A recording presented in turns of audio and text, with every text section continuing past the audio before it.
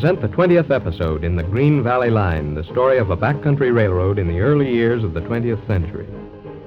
Having gotten over his sentimental interlude, Bill Reed, the young superintendent of the Green Valley Railroad, is off to a new start. Once more, business is humming. For the time being, the opposition road has given up its policy of interference and is letting things alone. But Superintendent Reed still has his troubles.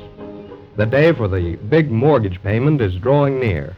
As our scene opens, we find Carrie Graham busy at the typewriter in the superintendent's office.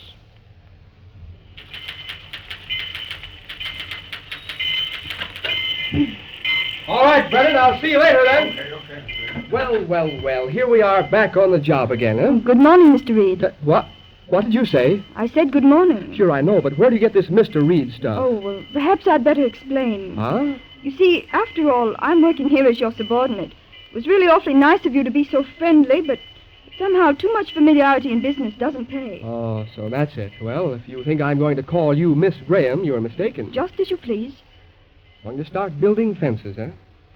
I suppose I do deserve that for making such a sap of myself the other day. Oh, please don't make it any harder for me. Can't we be just impersonal? In office hours, at any rate. I see. Yes, certainly. Evidently, you haven't a very good opinion of me. Oh, it isn't that. It's really awfully hard to explain.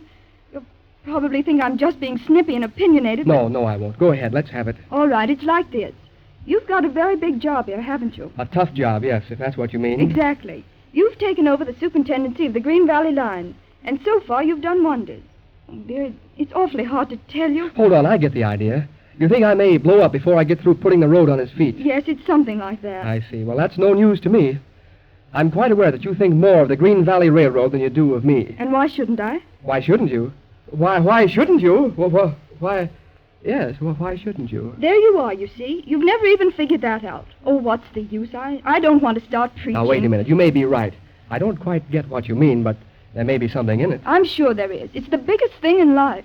I guess I'm a little dumb. I don't see your argument. Let's start at the beginning. This is all because I flew off the handle the other day and told you that if you went away, I would throw up this job. Yes, that started it. All right. Then you figured out what it would mean to the future of the Green Valley Line, and you got scared. That's right, isn't it? Well, not quite. I did feel concerned about the Green Valley, of course. But the thought of you quitting your job frightened me to death. What? Then you were thinking more about me than the railroad business. At the moment, yes. Well, that's something. Don't you see? By the work you've done here, you've already proved that you have plenty of ability. So what? Only ability and character are two different things. Oh, I see. And don't you see that by a sort of destiny you were given this job? If you go through with it, you'll make a name. If you throw it up halfway, just because just on account of a girl, you'll be a joke. And to be brutally candid, I'm not interested in that sort of a joke. You've got a pretty high standard for a man, haven't you? I'll say I have. Well, thanks for the little lecture. I guess it was needed. Did you get the head office payroll worked out? Thompson was asking for it. Yes, here's the rough draft on the changes. Better get it copied right away. Oh! Well, what now? Oh, you've made a mistake in my salary. You've got $25 too much. Mistake nothing. Now, your folks have gone east, and you're living at the hotel. Well, you'll need it.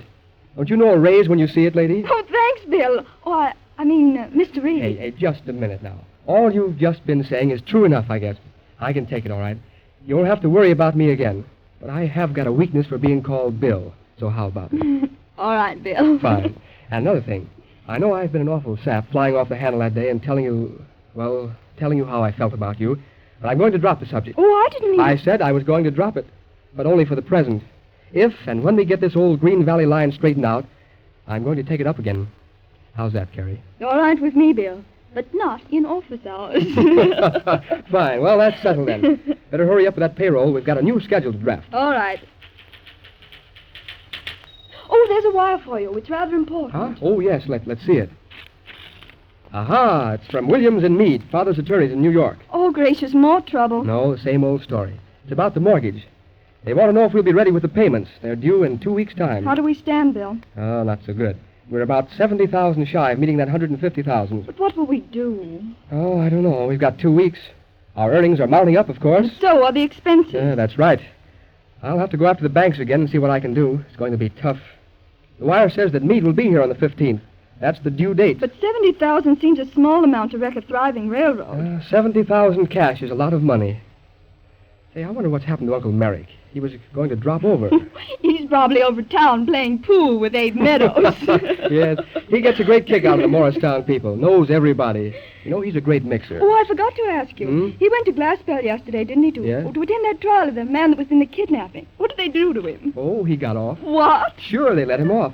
You see, Uncle Merrick defended him. What? The man that was in the kidnapping? That's right. The jury was pretty hostile, but by the time Uncle got through talking, they were about ready to award this bird damages. Oh, how splendid. Are you going to talk to him about finances? Yes. Yes, I am. He may have an idea or two. He's quite wealthy, isn't he? Yes.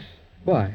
Well, I suppose it's mercenary of me, but I wonder if he'd help out himself. Gosh, he can afford it all right. But after all he's done for us, I've not got the face to ask him. No, you could hardly do that. Mm. Oh, sure he is. Oh, good Hello. morning. Oh, Good morning, Judge Good Mary. morning, Uncle. Good morning. Well, how'd the pool game come out, Uncle? No, not pool this time. No? No. Abe and I have just had a little argument about fishing. Abe's quite a fisherman, they say. Yes, if you call a man a fisherman who uses a worm. Personally, I prefer fly fishing. Suits my idea of sport better. Well, what's new, Bill? Not much, Uncle. I did Hmm? want to have a little chat with you. Yeah. Oh, by the way, Carrie. Oh, yes, all right, I'm going. I'll be in the auditor's office if you want me. All right. What's on your mind, Bill? Worrying about that mortgage payment? Yes, just a little, Uncle. I see. Tell me, supposing you get over this payment, what are your plans for the future? Really, Uncle, it's a very funny position. With Pop Harkness laid up and with Graham gone, there's just myself for it. What about the directors? Oh, you know how it is. There's Abe Meadows on the board and old Doc Henderson, men of that type. They're fine people, but they've never done anything but attend meetings and listen to reports. So it's up to you, eh? Yes, for some time at least. That's quite a serious position for a youngster, Bill. I realize that, sir. All right, then. Now, supposing you get by this fall, what profits can you make, say, next year, as you're running now? As we run now, we should clear from 250 to 300,000, sure. Can you back that up with figures from present earnings? Yes, sir. All right. Now, you started to run a little fast freight, haven't you, lately? Mm-hmm. How did you come to get that business? Mostly on our shorter line through the mountains. Mm-hmm. We have the competing roads beaten by an hour at the least. I see. What chance is there for expansion and bigger revenues? Oh, quite a bit, Uncle. We can get a lot of more freight if we go after it. I see. How about passenger trains? Well, that's different. We've only 240 miles of main line. Our traffic is only local. Any chance of tying up with other roads for through passenger and freight business? In a way, yes. We have two other short lines like ourselves. The Midwest Pacific to the coast and the S&M to the east. They're both good roads, well equipped. And the Green Valley is the link that should give them through connections. Now you're talking, Bill. That's pretty big stuff, though, Uncle. I can't go with my hat in my hand to these roads and propose a hookup. No. You'd only get a laugh out of it. Besides, I'm very busy here. Now, this begins to sound interesting to me, Bill. I'm just in the act of changing my mind. Oh, meaning what? Well, meaning that instead of going back to New York, I'm going to head west. Oh.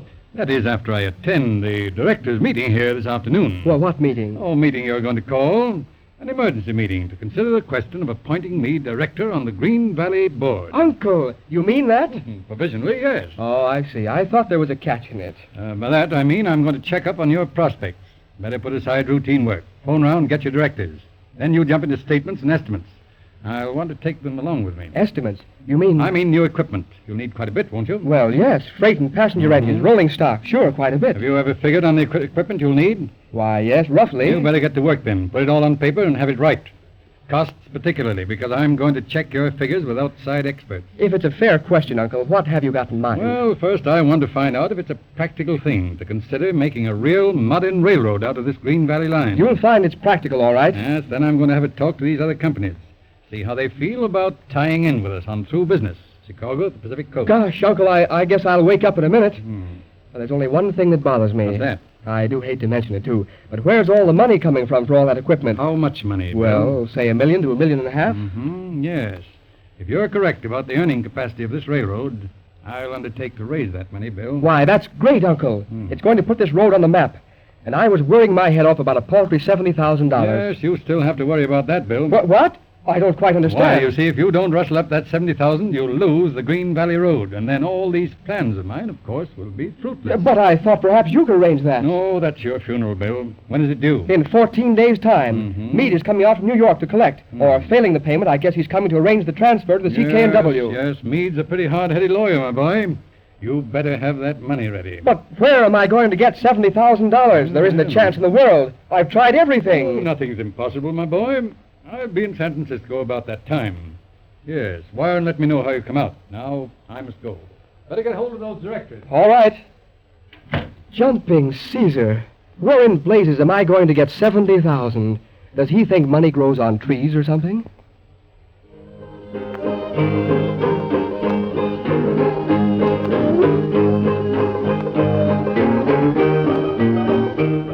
A strange and puzzling situation. $70,000 to find in 2 weeks.